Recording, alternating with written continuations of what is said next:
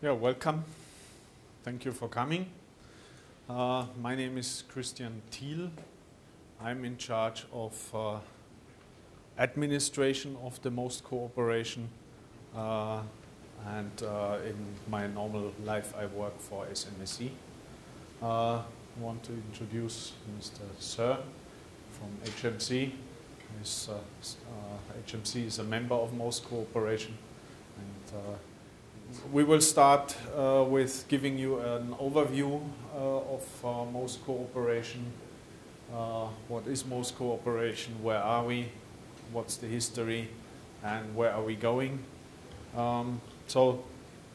Today we had our annual Asia Interconnectivity conference here in Korea.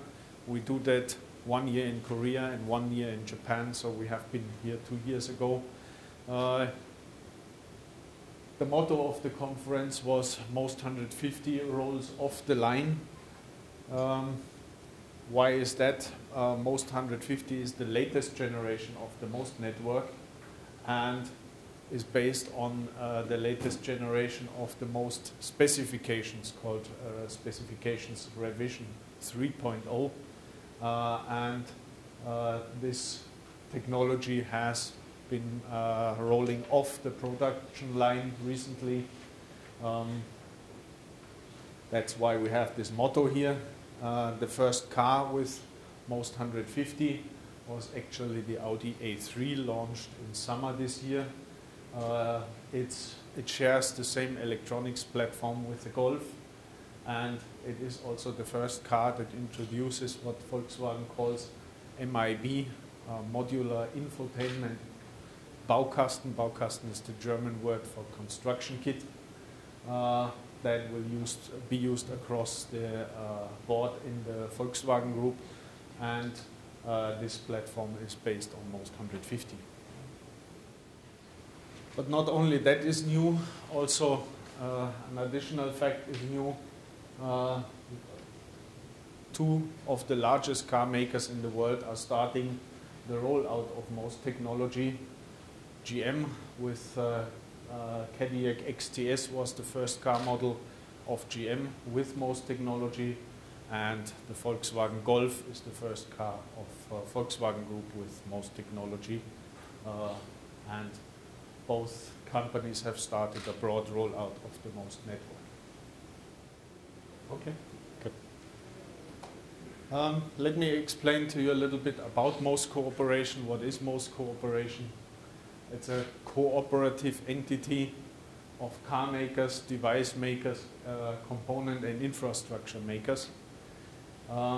Cooperative entity means that despite the fact that the various car makers and the various tier 1 and tier 2 and so on suppliers compete with each other, they work together in this entity to come up together with specifications for an infrastructure that is not differentiating them in the market.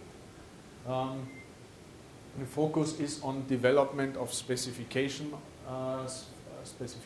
for MOST, for the MOST multimedia network as long-term stable backbone of car infotainment systems.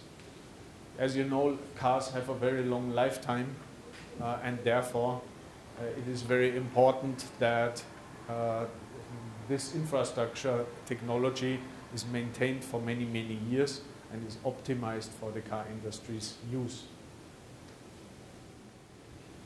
Of course, as this technology is used over many, many years, if not decades, then it is very important that there is a continuous development in terms of lower cost, quality, and also technical advancement. And the fourth point is standardization and promotion of the network as a global industry standard.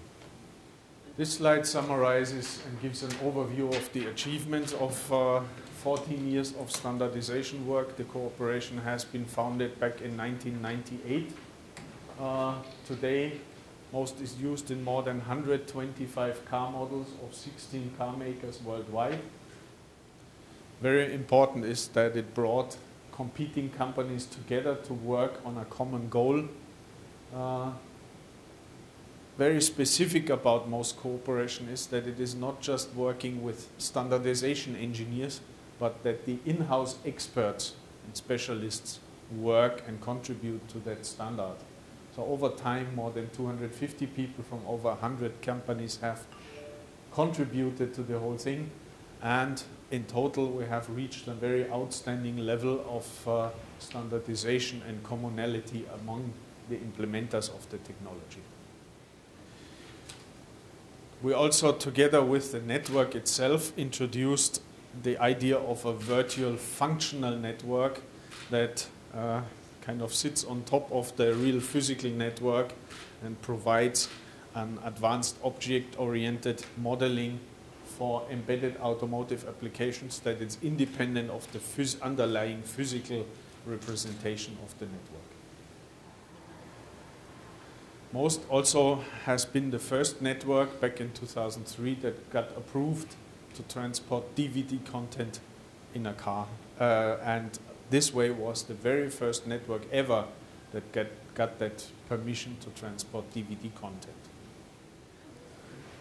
In 2009, MOS cooperation finished the specifications revision 3.0, which are in total a stack of about 4,000 pages of specification work. And, they go in production now with the Audi A3, as I have outlined before. This slide shows the member companies of MOS cooperation.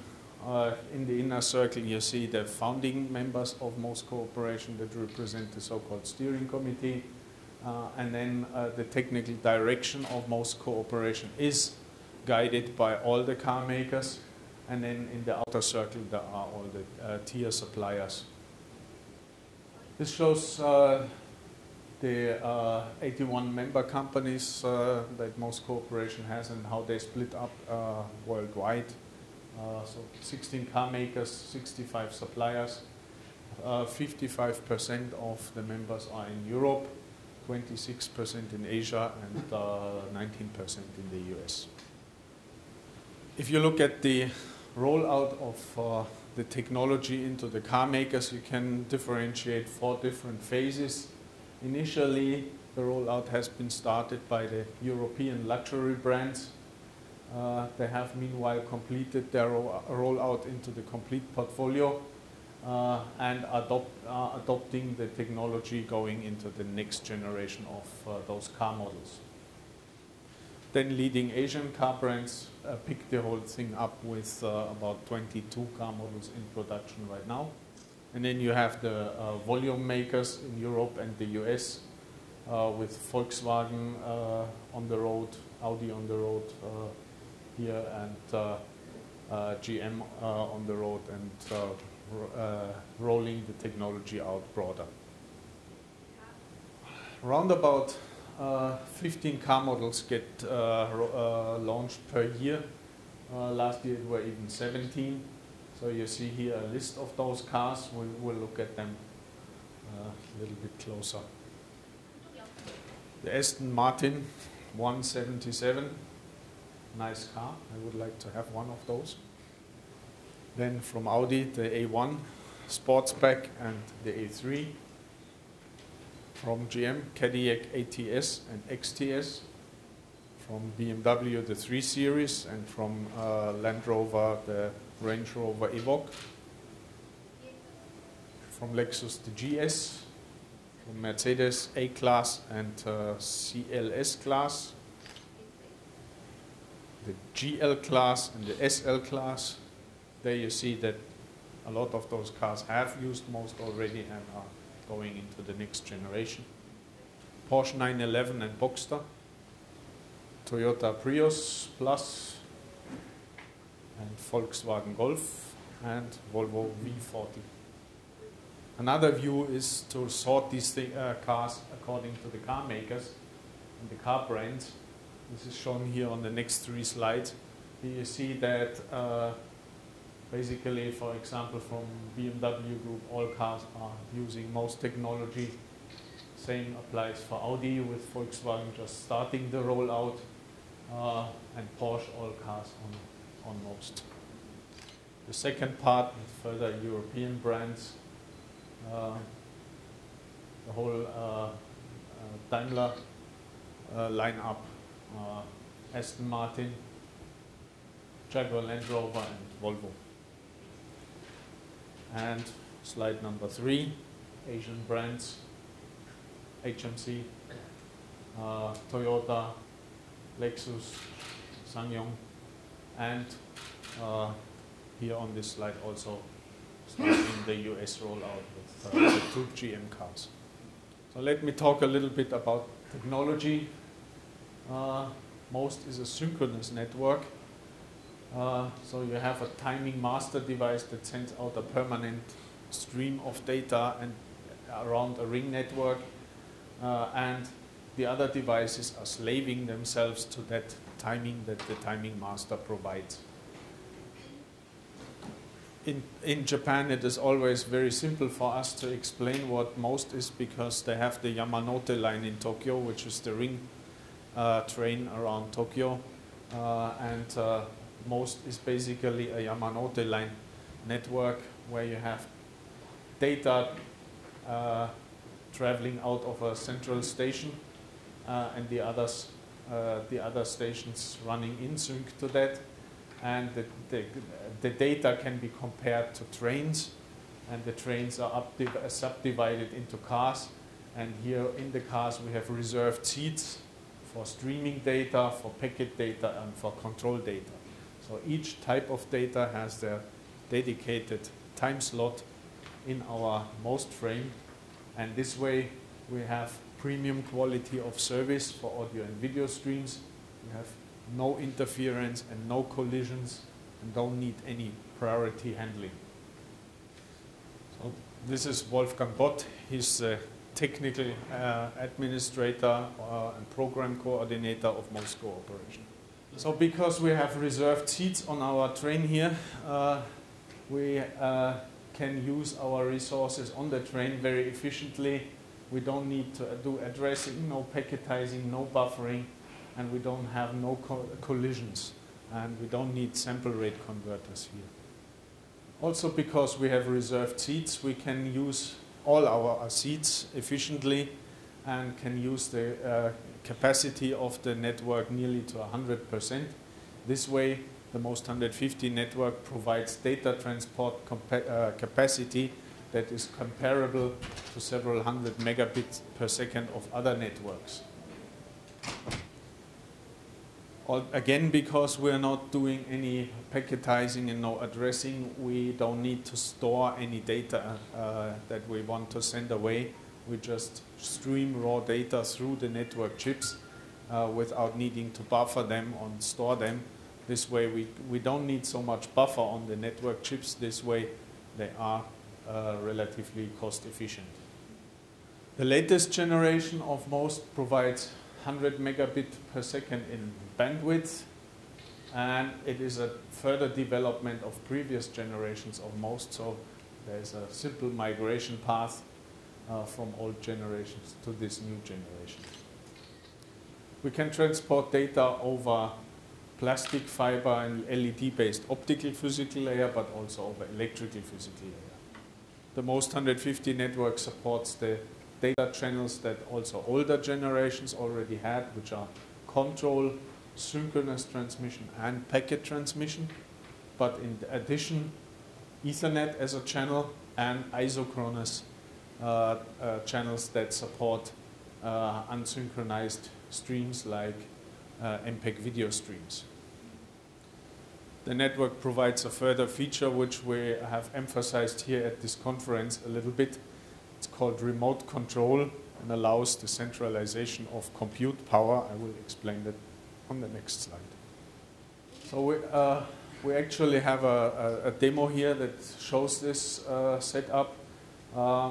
Let's say we have a head unit, a master device, and a slave device, for example, an audio amplifier. This remote control feature allows us to send from a central microprocessor commands to our network chip, to send out I2C commands on the I2C line. For example, register, read and write. And this way it behaves like there were a microcontroller, but actually the microcontroller is here. We don't need a microcontroller here in this device, and also don't need memory in this device. So we can control directly peripheral features, like in our case here a power amplifier, without needing a local microcontroller. In this way we can do very lean slave nodes that can be an amplifier, like in our case here, but can also be a camera that doesn't need a microcontroller, or a display where we also don't need a microcontroller. Let me talk a little bit about the Ethernet capabilities of MOST 150. Here on this slide you see the Ethernet protocol stacks with the physical layer, like 10 megabit, 100 megabit and so on. Data link layer with Ethernet, ISDN, ATM, Wi-Fi, or what have you. And then the protocol stacks, network management, transport layer, session layer, and so on and so forth. So the question is, what can MOST do, right? Where does MOST fit in this picture? So basically, MOST just sits on the two lower layers. The physical layer is one of the most physical layers, OFI or coax, and then the MOST as a data link layer engine. But you can run all these higher level protocol stacks seamlessly and without a change in the car over MOST. Those protocol stacks think that underneath is an Ethernet network. So you don't need to, if you take let's say a TCP IP stack or an application that runs over TCP IP, you can port it into the car without needing to change it in any way. So you can take what you get from the consumer industry and adopt it into the car. This way, on one side, MOST 150 supports Ethernet and all IP type of communication in the car, but in addition provides synchronous and isochronous streaming channels for high quality of service audio and video transmission. It supports high-speed asynchronous data transport and also real-time control communication, and all that in parallel to the Ethernet capabilities. Let me come a little bit to the roadmap, and before I tell you about the roadmap of MOST and MOST cooperation, let's look at the trends in the industry a little bit. So what are emerging applications and trends? On one side, HD audio and video integration. Of course, the consumer industry requires content protection. Content protection is a difficult topic, needs to be addressed. Then integration of portable consumer devices. You know, everybody has his portable devices and wants to use them in the car. The integration of those is still today, to a certain extent, not completely solved.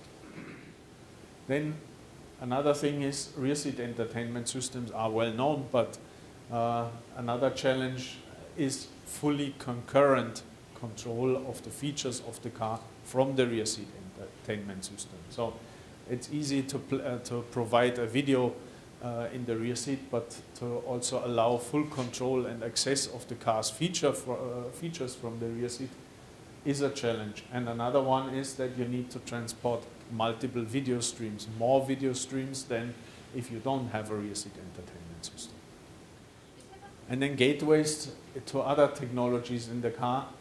On one side, high-speed data connectivity for car-to-car and car-to-infrastructure communication.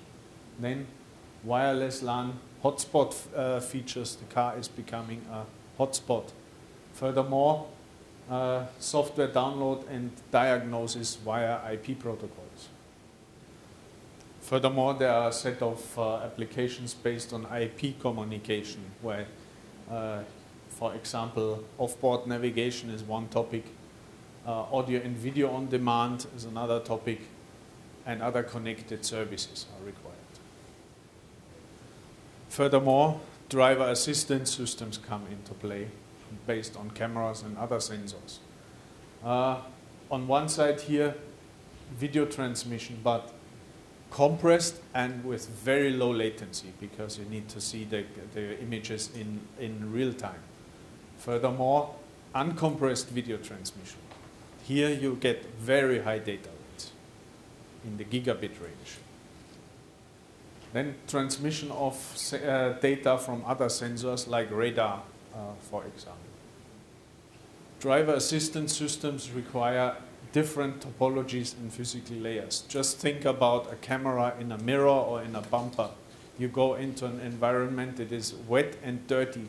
So going there with a ring network that can break is not the right answer. We need a different topology. We need a more star-like topology. And also going into such a wet and dirty environment with plastic fiber, for example, nobody has tried that yet. So other physical layers are necessary.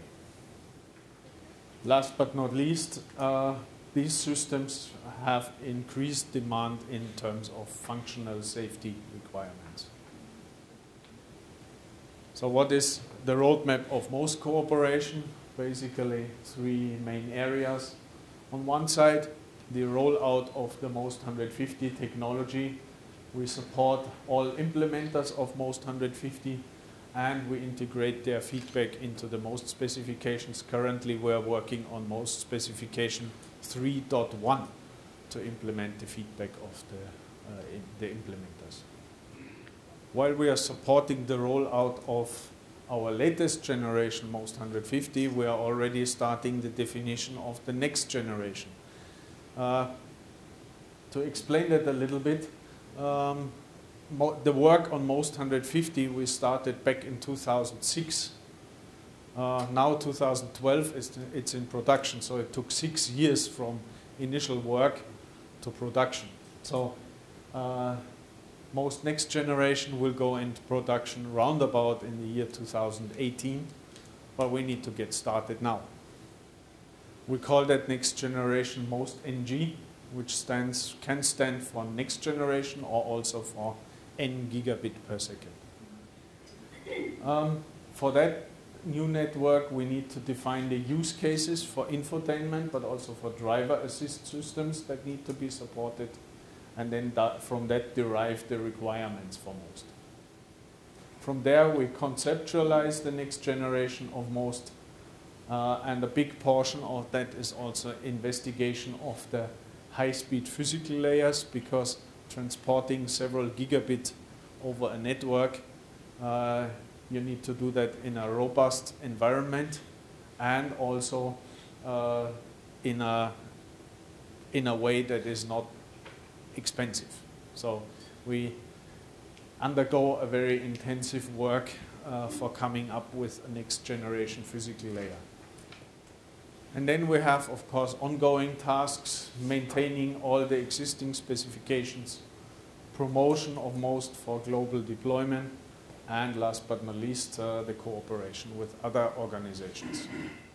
So with that, I'm at the end of this presentation and would like to open it for your questions. I have two